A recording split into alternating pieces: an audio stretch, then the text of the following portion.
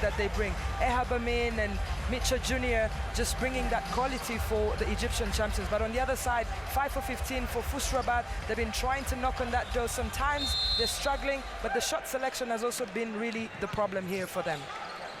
Q, we're coming over to you. We see there's a couple of changes in the FUS Rabat team with Bayrou. FUS Rabat a 4-point lead, and Jordan is alive. The 5-foul count for Ahly could come against them. Jordan's there. Support. Ben Maheen puts it up. Oh my! Nasser will pick up the foul, but look at that man Diarra, nearly scoring his 15th and 16th points.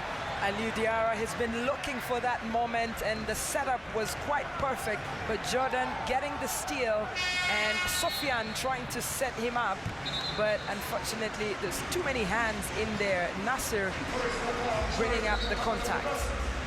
The coach's challenge has been called for. They want to upscale the foul on Diarra, and as if you need any more drama in this one, it means they could get possession plus the 2 shots.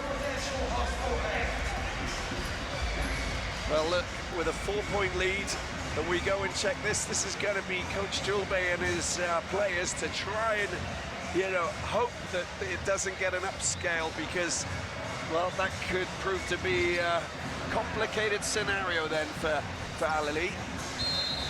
Well, it is a very, very interesting game. You talk about drama. We haven't even recovered from the Sahara Conference, guys. We're still trying to catch our breath. The Nile Conference, come on. No, the Sahara Conference just a couple of days ago. I haven't recovered from the Nile Conference. Okay, I see what you mean. 71-75, we'll take a break.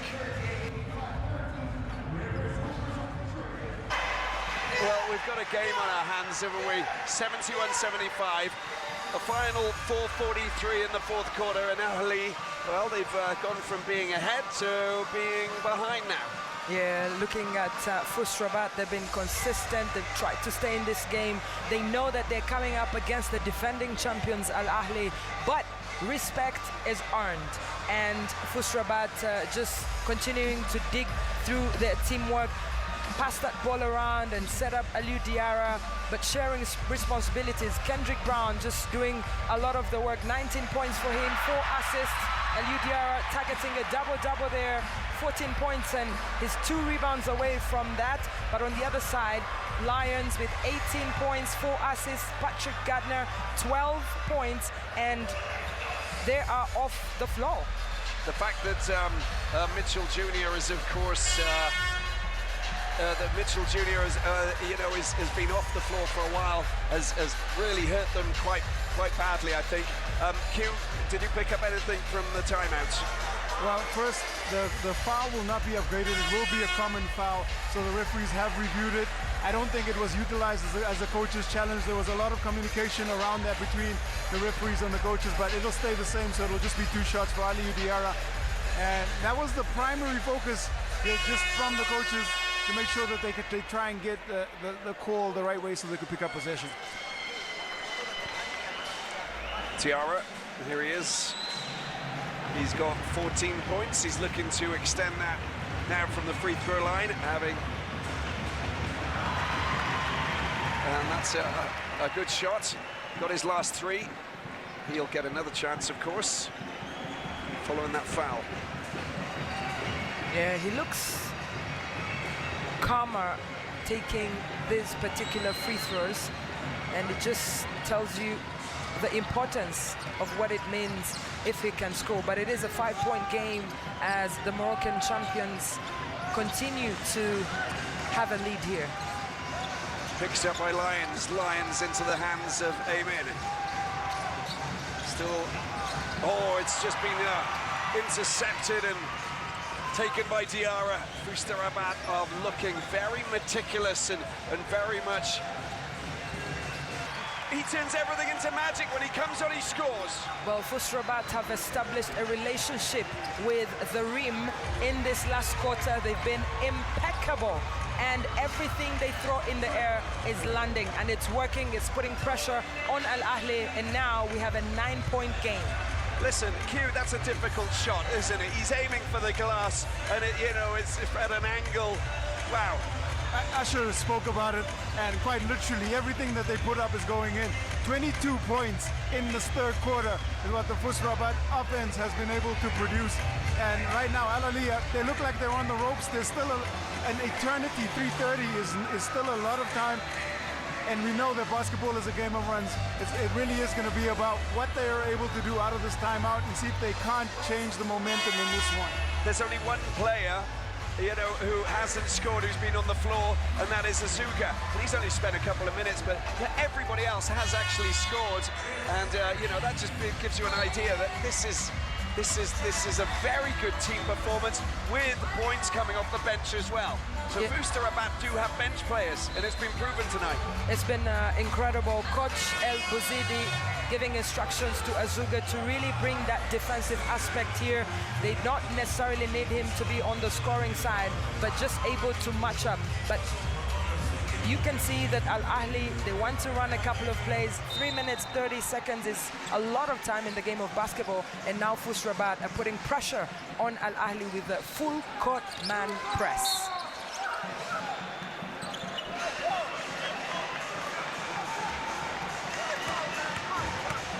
Now Ben Maheen, 4 fouls, that's his 4th. 3:24 in trouble, but still 3:24 left to play.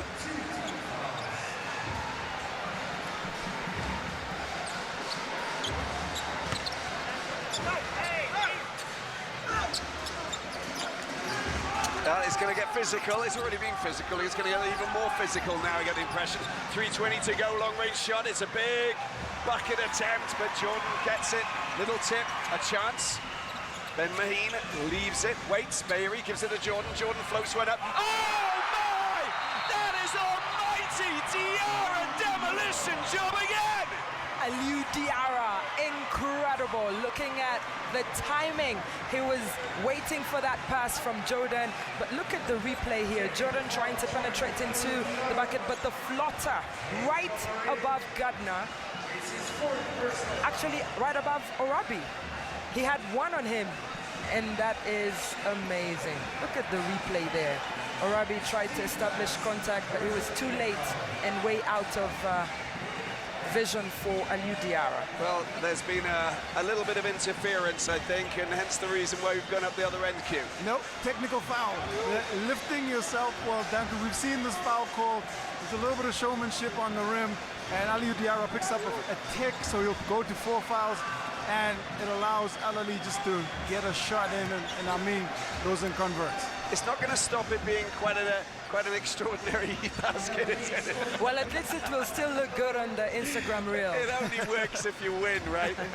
Come on, there it is, look. So it's something that has been discussed, you know, with all of the referees, that you can't, you know, pull the ring, because this is where we are in this wonderful battle of the 2 giants of North Africa. Ahly of Egypt and FUS Rabat of Morocco. Ehab Amin in the right place at the right time. Gendi was able to find him with that pass, and he made the easy basket there, even though Aliou Diarra was inside. The timeout for Coach El Bouzidi is at the right moment, and you can see he's talking about the importance of rebounds. They were able to establish that at the beginning of this quarter. It helped them, but they'll need to do a good job on the offensive rebounds to give themselves a second chance on the points. But that man, Aliou Diarra, 15 points, averaging in conference play in the Kalahari Conference. He has 17 points in this one. His shooting and scoring at 67% from the field, 8 rebounds, just 2 rebounds from a double-double here in the playoffs in Kigali. Well, you see that what an impact a momentum changer like a technical foul can have. Up to that point, FUS Rabat were on a run, and all it took was just the one moment of, let's say, a lack of clarity, and it allowed just a single point, and since then we've seen a 4-point run from the defending champions, but it's going to make for a fascinating 2:25 lift here. Yeah, and who comes back on to finish off this game? It is Mitchell Jr. 4 fouls, just like Diarra. Jordan goes up. Oh, Diarra, this time, straight off the rim. Of course, he's not going to showboat, he's just going to celebrate. I love it. He takes his celebration on the court. He's not going to do any of that on the rim and lands from his mistake earlier. Well, it's been flung back in. FUS Rabat go up, and Jordan nails it. He's up to 14. It is a big bucket there from that man, Jordan. Incredible finish, the steal from midway the court, and just being able to lay up on the other side amidst 3 Al-Ahly players, including that man, the 7-footer, Rabat. Well, you can do whatever you want, Mr. Diarra. We know what you're capable of doing. And I think that you've learned your lesson as well. So, you know, it's funny how things turn around, Usher. You know, enjoy yourself. He's having fun. He's having fun, Aliou Diarra. He loves the game of basketball. Obviously played for Stade Malien last season and quickly becoming a household name here at the BAL. He's known for his defensive work, winning the BAL Defensive Player of the Year in Season 3 last year. But now just having so much fun also on the offensive side. Well, Robbie, you get the feeling that FUS Rabat, with this 10-point lead, can smell victory. They can smell it, but they have to remain consistent and not complacent. Listen, sometimes you smell some wonderful, things in your life and you can't get your hands on it. So I think that you've got to make sure that you wait until you're at the right time. Wait until you get over the finish line, and that's what they've got to do. It's all about being patient. It's all about management now and how they deal with possession and how they defend. Yeah, you can see how animated they are on the bench and encouraging each other. If you read their lips, you see that they're talking about the importance of communicating and speaking amongst themselves in this final 1 minute 55 seconds of the game. Well, that was the ideal response out of a timeout. They get a 4-point run. What do Al-Ahly have in their bag is the question here. Listen, they've only lost 1 game in the BAL this year, and it's Gendy going up for 3. Oh, that's close, but it's not good enough. Zrita picks it up, and it comes back out. They lost against the Oilers, City Oilers. Their only loss in 6 games, of course, 82-81. In the Nile Conference, in their own backyard. To 20 points now, leading all scorers on the floor. Brown gets bumped by Lyons, and Lyons will pick up his 3rd foul. Al-Ahly are in foul trouble, and Kendrick Brown will head to the free throw line to try and expand this 8-point lead that they have against the defending champions Al-Ahly. And that's a key thing, isn't it? The fact that there's the 5 team fouls to 3 for FUS Rabat. They'll lean on that, just like we've seen before. Yeah, Al-Ahly are really feeling the pressure now. It's 1 minute 17 seconds to go. What can they do? They'll try to score from outside the perimeter. They'll need any attempt to go down, but the shot selection will be very important. Or they could go for feeding Rabat in the paint and try to just build up slowly, but time is against them at this point. Well, as it stands, it will be FUS Rabat who'll take on Cape Town Tigers, and Al-Ahly who'll take on Al-Ahly, the Egyptian-Libyan derby once again. That's all the attempted tipping by Rabat. Can't get it in, gets it back out. Gendy over to Mitchell Jr. No, he floats one up, doesn't get it, made safe. Well, here they go, Diarra, Ben Maheen a little bit far out west, but he's got enough time to use the clock. Well, FUS Rabat just getting closer and closer to victory here against the defending champions Al-Ahly. 3-pointer. Mitchell Jr. loses possession, frustration here. Ben Maheen is picked up by Diarra, and there's a foul there by Rabat on Diarra, straight to the free throw line. More points.